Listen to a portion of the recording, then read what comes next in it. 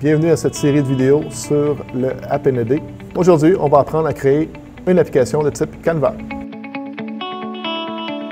Dans cette capsule, on va apprendre à créer la liste de manufacturiers dans notre laboratoire AppND. Avant de passer au premier laboratoire, assurez-vous d'avoir effectué toutes les étapes du vidéo précédent qui sont les prérequis pour les laboratoires. Donc, à cette étape, on va insérer la galerie qui nous permet de présenter les différents ordinateurs disponibles. Donc, dans le menu « Insérer », Galerie, on va pour une galerie horizontale qui permet de les voir de gauche à droite avec une image. Une fois que la galerie est insérée, on a accès à sélectionner une source. Ce n'est pas une source qui est déjà disponible, on va aller au niveau des connecteurs pour choisir un connecteur de fichier Excel. Donc, le premier qui est là, importé à partir d'Excel, où on aurait pu l'inscrire en haut avec l'outil de recherche. Importé à partir d'Excel, on va aller vers le répertoire où on a téléchargé, dans notre première vidéo de préparation, les laboratoires. Donc, on va prendre le Device Order Data. À l'intérieur de ce fichier Excel-là, on a deux tables qui ont été définies, une pour les équipements et l'autre pour les manufacturiers. On va tout de suite prendre les deux afin de se connecter au fichier et de s'y référer par la suite. Dans le cas de notre galerie ici, où on présente les devices, donc les ordinateurs, on s'assure que la source de données, c'est bien device. Donc, on voit les ordinateurs apparaître. Par la suite, on va juste positionner notre galerie et quand on se promène, on voit les petites lignes pointillées qui apparaissent dans le haut. Ça permet de confirmer qu'on est bien aligné avec notre libellé. On prend avec la souris, on agrandit la position afin d'avoir une liste d'ordinateurs qui sont présents. Une fois qu'on a ça, ça prend beaucoup trop d'espace, donc on va réduire un peu l'espacement à l'intérieur de cette galerie-là pour avoir plus d'items visibles. Au niveau de la galerie, on a le petit crayon qui est ici. On va le sélectionner et on peut réduire la grandeur, la largeur plutôt des colonnes et tout le contenu va s'ajuster en conséquence. Donc ici, on est capable de voir que les photos, le texte et tout ça s'ajustent en conséquence. On a notre présentation des items, donc les différents ordinateurs qui sont là. On va rajouter la possibilité de filtrer par manufacturier. Parce que, comme on voit ici, il y en a pas mal. Donc, on va réduire ça, que ce soit plus facile à utiliser. On va se mettre un filtre sur le manufacturier. Donc, on va encore, au niveau d'insérer, une galerie. Dans ce cas-ci, on va y aller vertical. Donc, de haut en bas. Et on va choisir les manufacturiers comme source, qui est déjà disponible. On va positionner, donc déplacer la galerie.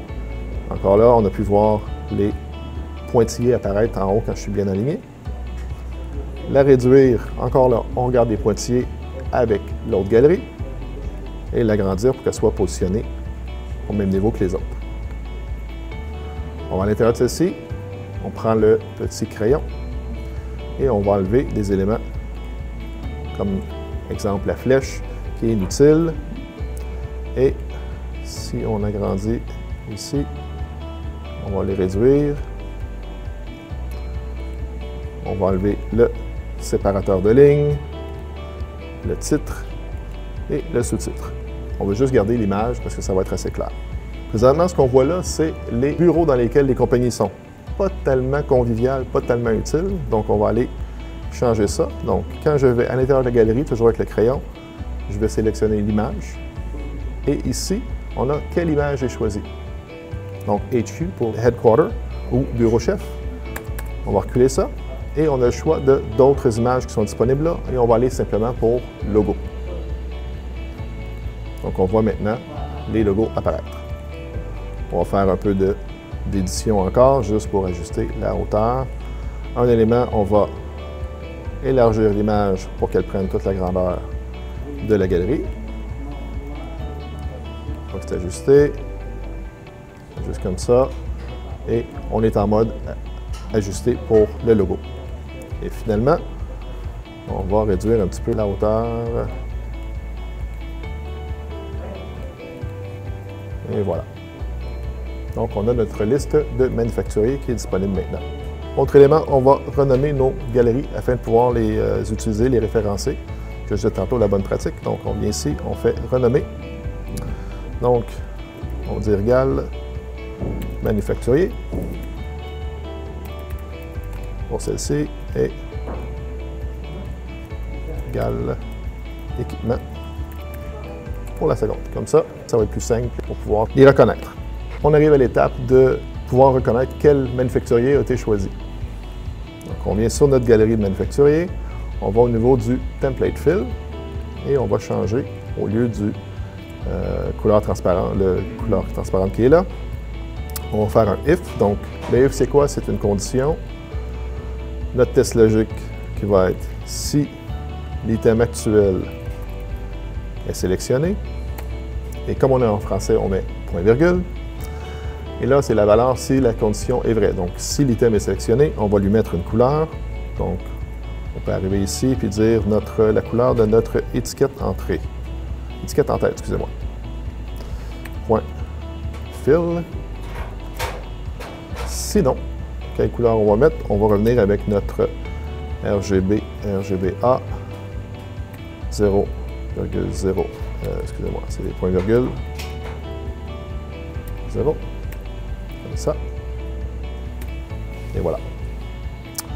Donc, si je vais en mode play et je sélectionne un manufacturier, ça change de couleur. Un peu foncé, on va réduire ça. Et pour ce faire, on retourne dans notre galerie pour le template fill et au lieu de prendre la couleur complète de l'étiquette, on va rajouter un color fade sur le fill. Et là, ce qu'on fait, c'est le pourcentage de fondu. Donc, on peut arriver et dire 10% ou moins. Et là, vous le voyez en live, c'est quoi le pourcentage qu'on veut, ou 70% qui est très pâle. Donc, c'est le niveau de transparence qu'on y met. Donc, si on regarde là, on le remet en plein affichage, c'est beaucoup plus intéressant de voir comme ça. Donc, ce qu'on fait, c'est dans notre galerie de gauche, quand on a sélectionné un item, on prend la couleur en haut, comme ça on a le même thème, mais avec un dégradé de 75%. Donc, on a notre liste de manufacturiers, notre liste d'équipements.